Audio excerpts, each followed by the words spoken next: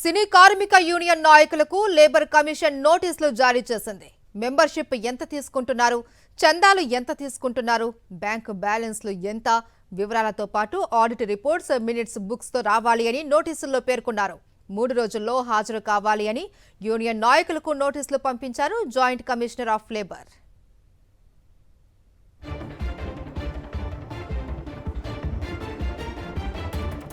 సినీ కార్మిక యూనియన్ నాయకులకు labour commission నోటీసులు జారీ చేశారు. మరింత సమాచారాన్ని మా ప్రతినిధి సతీష్ అందిస్తారు. సతీష్.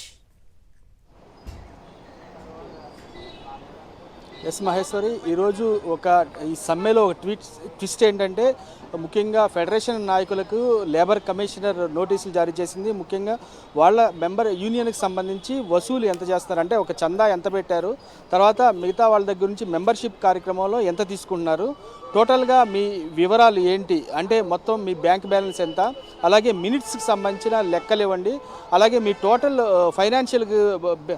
ఫైనాన్షియల్ లెక్కలకు సంబంధించి జమాపత్రాలు మాకు ఇవ్వండి ఖచ్చితంగా 3 రోజుల్లో. మీరందరూ కూడా అంటే ఈ 24 క్రాఫ్ట్కి సంబంధించి 13 యూనియన్లు ఉన్నాయి.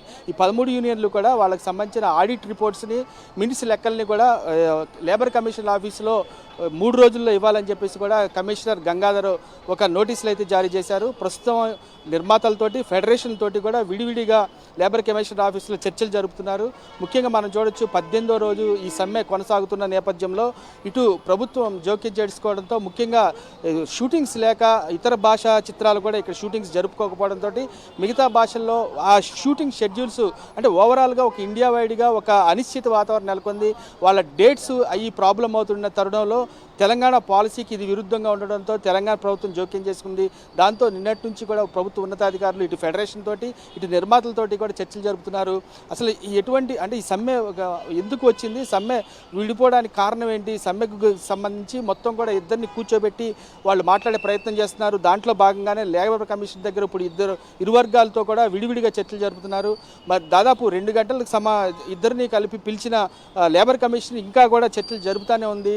సుదీర్ఘంగా జరుగుతున్న చర్చల్లో ఈరోజు ఖచ్చితంగా ఇద్దరు వైపు కూడా అంటే ఇప్పుడు ఫ్లెక్సిబుల్ డేట్ అంటే కాల్ షీట్స్ అంటే 9 to 9 మాకు ఖచ్చితంగా నిర్మాతలు చేయాల్సిందే అంటున్నారు. వీళ్ళు మేము చేయమంటున్నారు. అంతేకాకుండా సండే టు సండేలో second Saturday double call sheet ఇస్తామని వీళ్ళు చెప్తున్నారు. వీళ్ళు మాకు మొత్తం 4 సండేలు ఉంటే 4 సండేలకి డబుల్ కాల్ షీట్ కావాల్సిందే అంటున్నారు.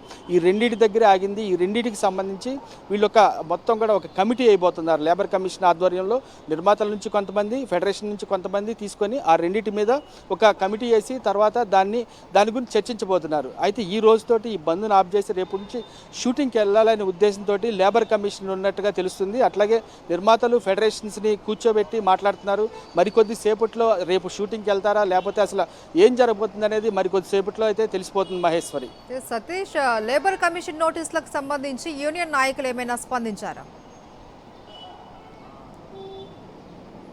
అయితే యూనియన్ నాయకులు ఇప్పటి వరకు మేము ఎట్టి పరిస్థితుల్లోనూ ప్రతి ఇయర్ టు మేము ప్రభుత్వానికి పన్నులు కడుతున్నాము, మా లెక్కలు పారదర్శకంగానే ఉంటాయి. కానీ ఇటువంటి సిచ్యువేషన్లో ఈ సిచ్యువేషన్లో ఇలా మమ్మల్ని అడగడం చాలా బాధాకరం. ఎందుకంటే ఒక రకంగా ప్రభుత్వం అనేది మా మీద ఉన్నతాధికారులతో మేము చర్చలు జరిపాము, మాకున్న ఫీడ్బ్యాక్ని మేము కూడా ఇచ్చాము. మాకు కేవలం 30% పెంచమంటే ఆ 30% కూడా మా కష్టాన్ని గుర్తించమని చెప్తున్నాము. అలాంటి విషయంలో నిర్మాతలు తోటి వాళ్ళు ఆలోచిపడ్డారు.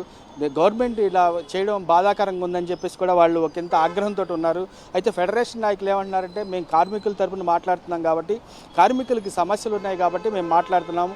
కార్మిక నాయకులుగా ఉన్నవాళ్ళు కొంతమంది వాళ్ళ కేసుల్లో ఉండడం అంటే ఉదాహరణకి ఫెడరేషన్ నాయకుడు కొన్ని కేసుల్లో ఉండడం వల్ల, చిత్రపూర్ కేసుల్లో ఉండడం వల్ల అతనికి సంబంధించి అజ్ఞాతంలో ఉన్నాడని అయితే నిన్నటి నుంచి కూడా ఆయన అజ్ఞాతంలో ఉన్నారు. ఈరోజు ఆయన ఫెడరేషన్ కార్యాలయానికి వచ్చి మాట్లాడారు కూడా.